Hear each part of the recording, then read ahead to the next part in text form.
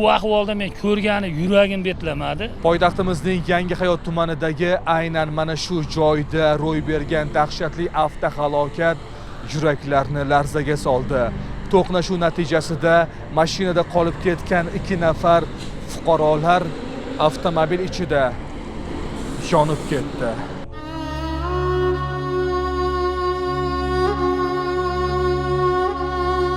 Ertalab shu telefon qilishdi, yong'in bo'lyapti dedi. Kelsak, uje pojarni kelib bo'lgan, o'chiryapti. Orqasidan kelib urgan, uje yaqinlashib bo'lmasdi olovga. Achinarli darajada edi. Dam olayotib turgan KAMAZga kelib urilgan, uxlab qolgan bo'lgan meni shofer, o'spirin yosh yigitlar bo'lgan. U ahvolda men ko'rgani yuragim betlamadi. Hech kimni, hatto dushmanni, hayvonni ham boshiga tushmasin bu narsa. Biz voqea joyiga yetib keldik. Bu yerda yong'in natijasida qolgan mashina qoldiqlari va oyna siniqlarini uchratishingiz mumkin.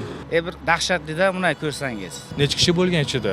2 kishi bor deb aytdi. Yonganini ko'rsa odam dahshatga tushadi shunday. Charchagan payt odam yo uyqusi kelsa, shu iloj bo'yicha kechqurun yo saharlikka chiqmasin deymizda, rulga o'tirmasin. Demak, odamlar ham tashqariga olib chiqib ulgurishmagan. Ha, yo'q, u olovda hech kim bora olmagan yerga. Qisilib qolgan, iloji yo'q bo'lganda. Endi nima deymiz, endi shoferlarga ehtiyot bo'linglar deymiz. Uyqu kelganda uxlab dam olgani ma'qul deyman-da. Endi manaqa ayanchli holatlar bo'lgandan keyin iloji yo'q. Yaqinlariga sabr bersin, hamdardlik bildiramiz. Joriy yilning 8-aprel kuni soat 05:34 da Yangihayot tumani Yangi Toshkent xalq avtomobil yo'li ko'chasida Isuzu rusumli avtomobil yo'l transport hodisasiga uchraganligi va natijada yong'in kelib chiqqanligi to'g'risida Toshkent shahar favqulodda vaziyatlar boshqarmasiga xabar kelib tushdi. Bu xabarga asosan yong'in qutqaruv ekipajlari 05:37 da aytilgan manzilga yetib borib, yong'in 05:40 da o'chirilgan.